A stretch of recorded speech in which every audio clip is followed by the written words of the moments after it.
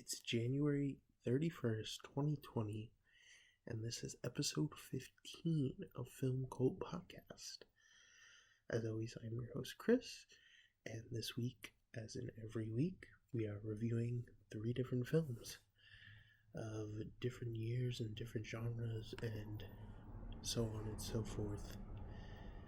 Today we have 3 pretty good movies to talk about. Definitely just another random compilation of films. We have something I discussed earlier in the previous episode, which is on Spotify and YouTube, which is something that you know already because you're listening on one of them. Something I talked about was Sweeney Todd, directed by Tim Burton, and I mentioned it briefly because I just watched it previously that week, and I was like, maybe or not I'll do a review. So yes, I'm doing a review on Sweeney Todd, the 2007 film directed by Tim Burton. Then I'm jumping to Clint Eastwood in his most recent picture of Richard Jewell, which came out just a few months ago in 2019.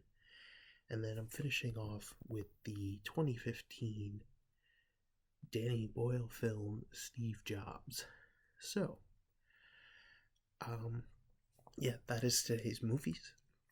I'm just going to jump right in to the first one. So, Sweeney Todd, The Demon Barber of Fleet Street is a 2007 musical period slasher film, which is directed by, as I mentioned before, Tim Burton, and it's an adaptation of the Stephen Sondheim and Hugh Wheeler Tony Award-winning 1997 musical of the same name. So basically we have a retelling of a Broadway show or just a theater show. I don't know if it was on Broadway or not. Probably not. Of the same name, Sweeney Todd. I really loved this film when it came out. I was maybe 10 or 11 in 2007. Anyway, I really liked Tim Burton growing up. I liked his style. I liked his films. Edward Scissorhands was on a lot growing up. That had come out right near when I was born in 97. Nightmare Before Christmas is always associated with him because he either produced that. I know that's not his film per se, but like I said, he's always closely associated with that movie as well. And yeah, I just really liked his particular style. And then as you go through all his movies, in the earlier 2005, I want to say, is Charlie and the Chocolate Factory. I could be wrong. I'm looking it up right as we speak. It came out in 2005.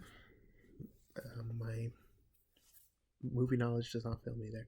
Anyway, I was younger then, even younger than when I saw Sweeney Todd then, so that was like the prime age for me to see a children's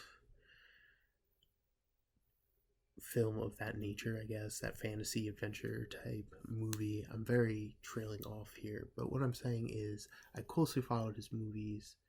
I remember my cousin went to go see Sweeney Todd, and she was like, you have to go see it. It's really good.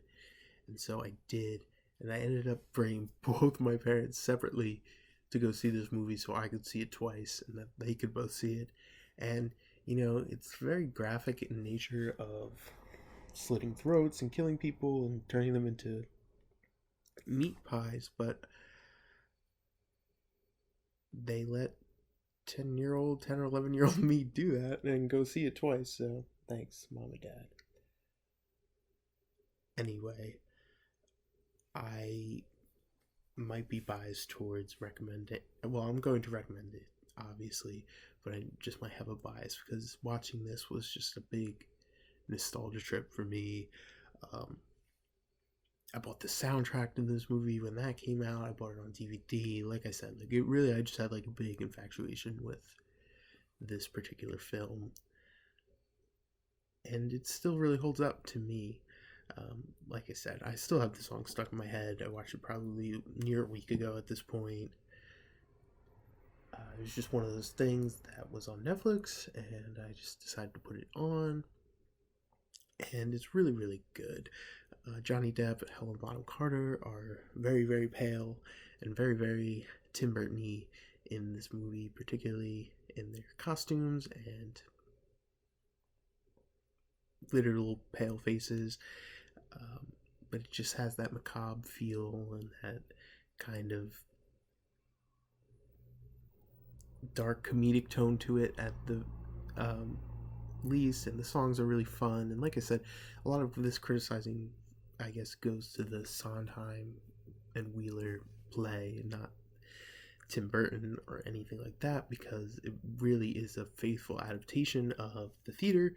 I never saw the show in person, but like I said, I was really, really into this movie, so I remember looking up a certain version of the play. I don't remember the exact cast, but I remember watching on YouTube a full theater run of this that was recorded at some point, whether it be in the 70s, 80s, whatever.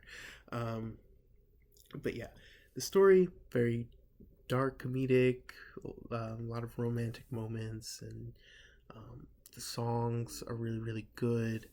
And I just realized I didn't even say the full cast, which is something I always talk about, or always just list.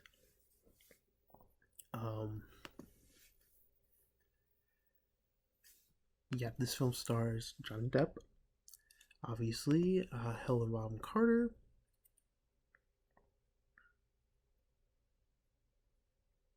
Alan Rickman, Tony Spall, and Sacha Baron Cohen.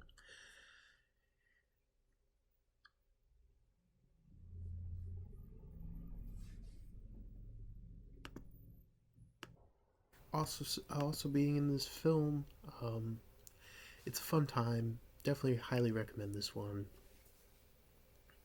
Like I said, the songs are kind of silly, but they further the narrative in the song.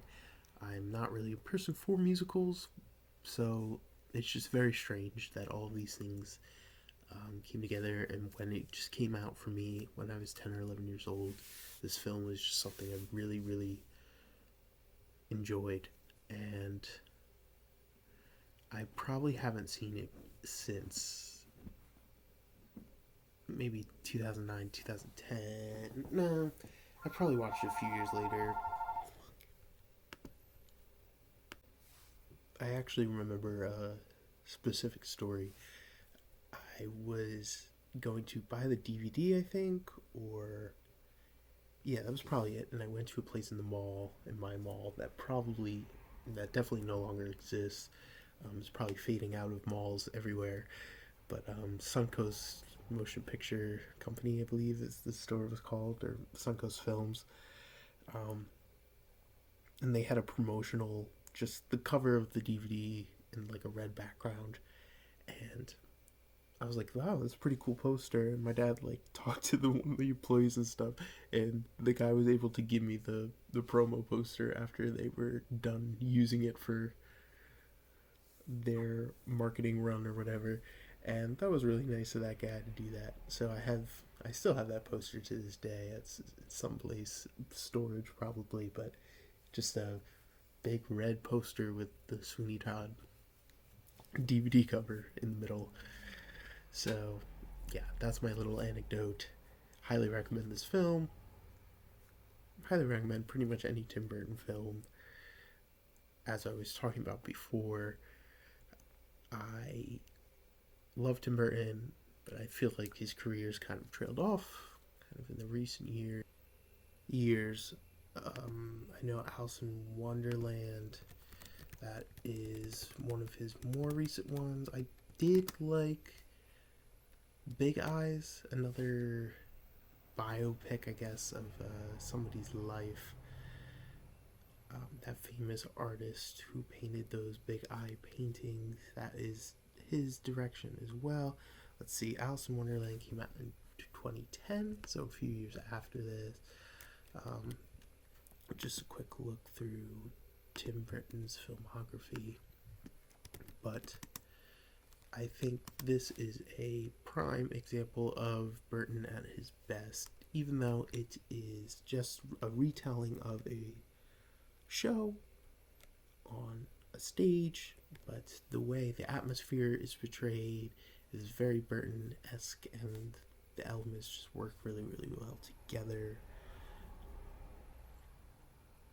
The dark tone, the comedic elements, Sacha Baron Cohen in this film, fantastic.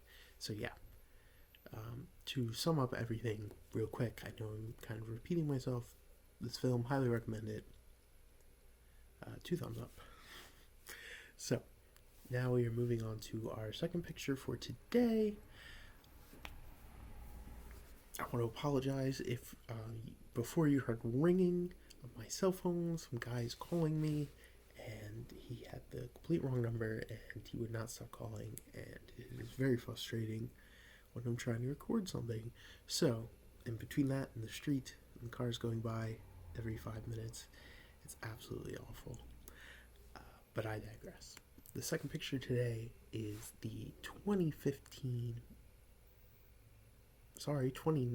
film. The 2015 film is next. The 2019 drama crime film Richard Jewell, which is directed by the now, I want to say 97 years old, but I am going to fact check myself on his age, but that is the incredible Clint Eastwood. Let's take a look here. 89. Okay, he's not 97. That would have been crazy. But yes, he's still way up there. 89 years old. And he is directing films to this day. That's pretty incredible. I really want to know how much his truly involvement in the movie is.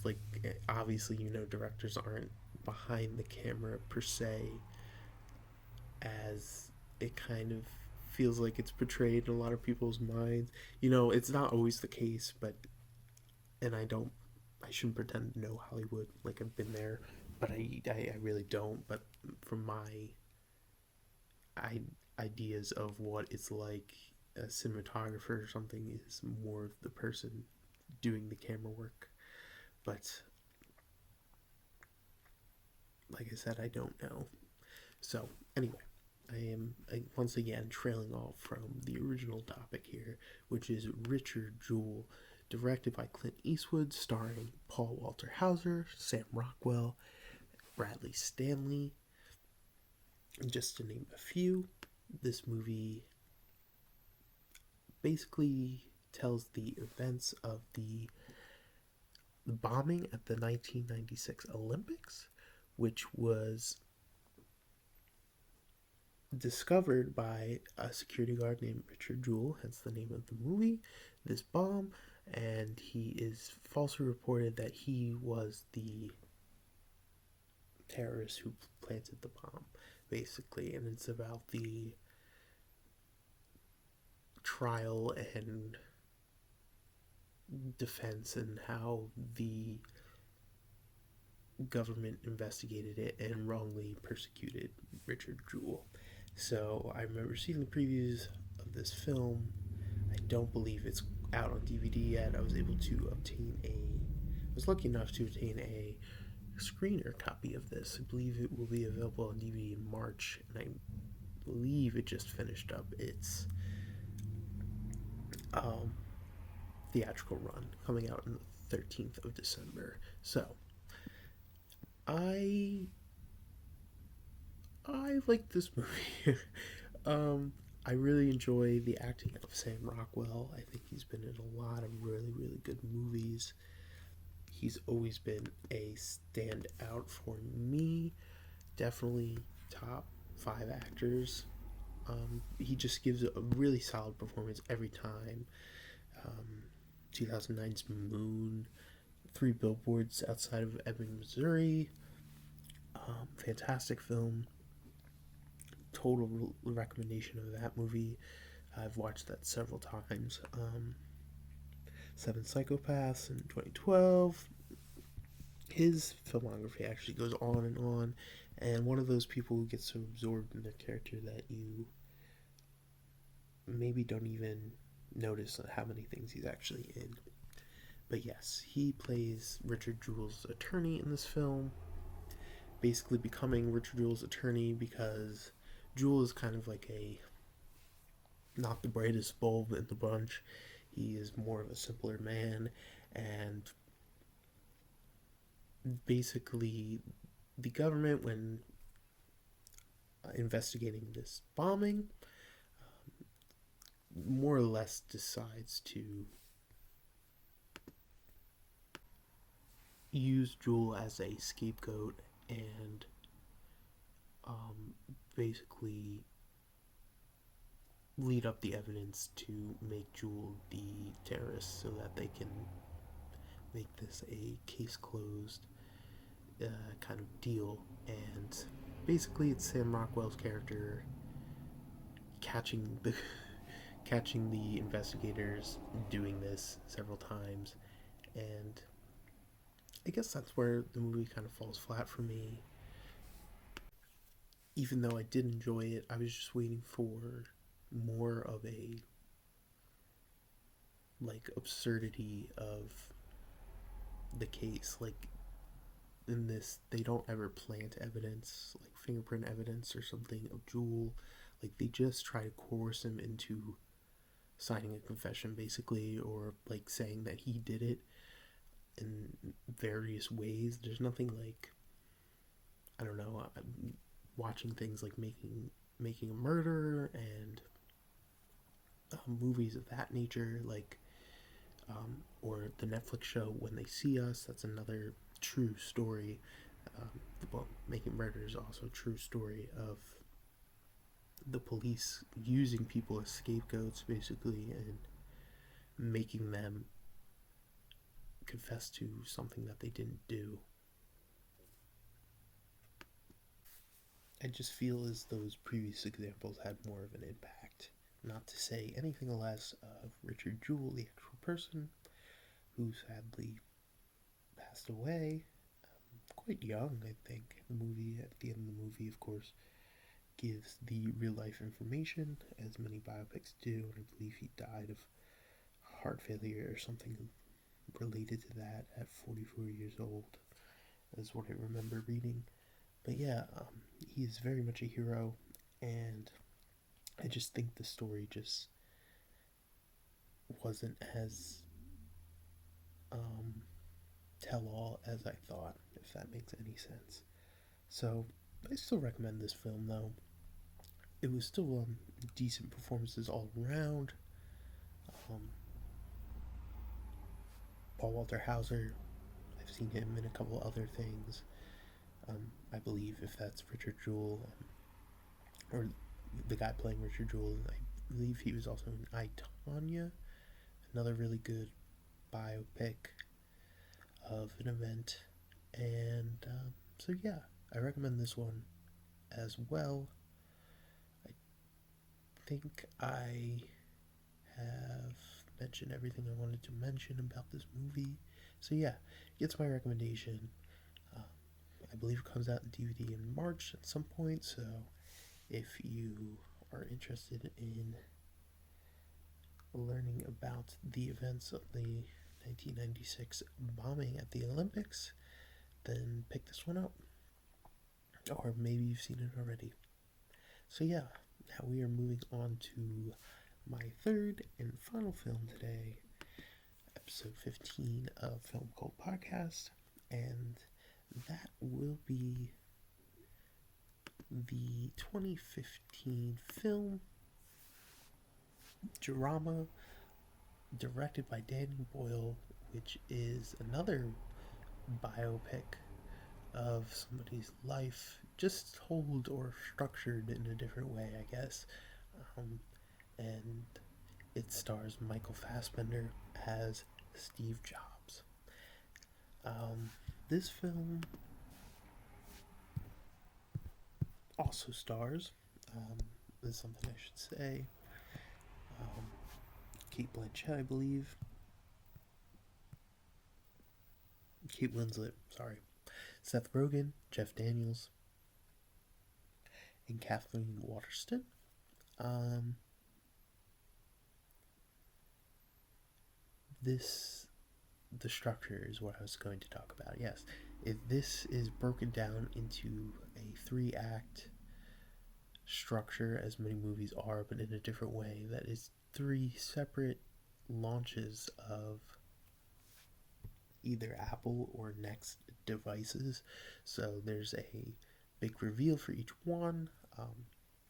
The first one being the big 1984 reveal of the Mac.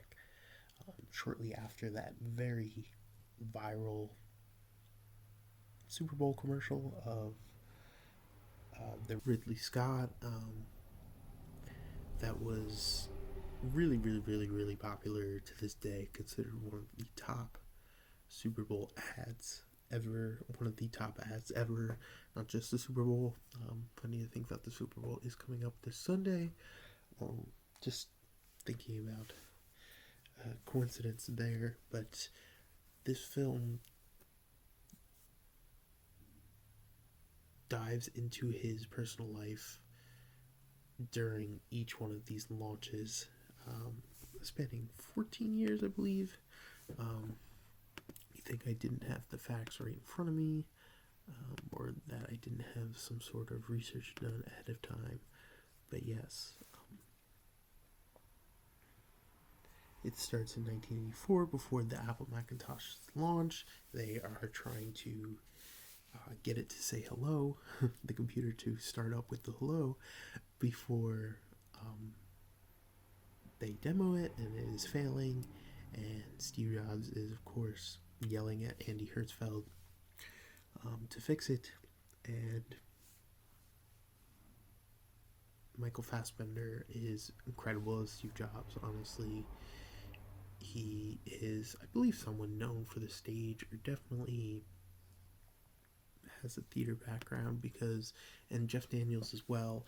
And why I say that is because this 3-act or like 3-part structure kind of makes it feel like a play, and they are very much just talking to one another, each one of these characters, and it just feels very theatrical in presentation, and I mean that in a really good way.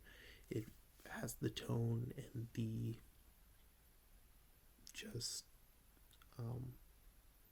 authenticity to it. It's written really well. I feel like Danny Boyle has a really good way of just making experiences and like human emotion like come on, that sounds wrong, just be on film really well. A movie I'm talking about is another movie of his that I'm referencing here is 127 Hours. I really enjoy that film, and I just feel like the emotions in that film are really well portrayed, I guess. And Slumdog Millionaire, 28 Days Later, like Danny Boyle is just another one of those really accomplished directors, and this film is no exception. It is really good, and I'm saying really a lot. This film just hits all the right notes, and they're a little late to the Steve Jobs tribute type movies. Being in 2015, I know the Ashton Kutcher movie Jobs, Just Jobs, came out in 2013. A little more biographical in nature, kind of spans a lot more of his life from the beginning to the end. This just takes 3 little chunks, these conferences, these releases, and as another car goes by, and separates each story, but a lot of it's focusing on Jobs and his daughter, which he, at first, in the first segment of the film, not to spoil anything, but he's at first denying that it is indeed his daughter, um, and he eventually accepts that it is his daughter, and towards the end of the film, and that's a big touching moment, and stuff of that nature. Seth Rogen is really, really good. There's really, really good. Is really good as Steve Wozniak. I feel like his um,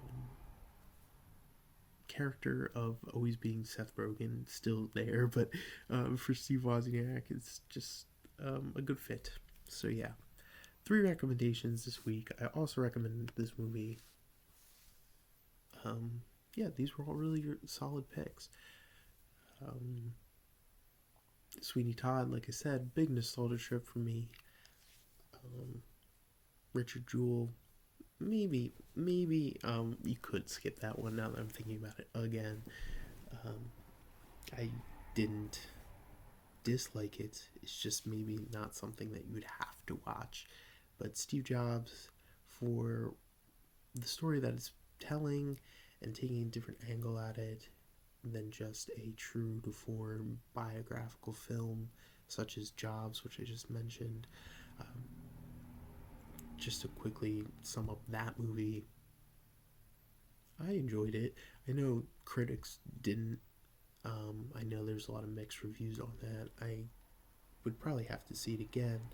I was actually trying to watch it last night, and I do not have HBO, so I'd have to find it with different means. So I just held off because it was late, but I do want to watch that film again. So maybe there'll be a review of that, but I don't want to do another Steve Jobs biopic review because I would probably be saying just more of the same things. But I do recommend Steve Jobs, the 2015 Danny Boyle film, at this point. So I'm concluding for this episode 15, a film called Podcast. Thank you guys so much for listening. I will see you next Friday for another episode. So have a good weekend.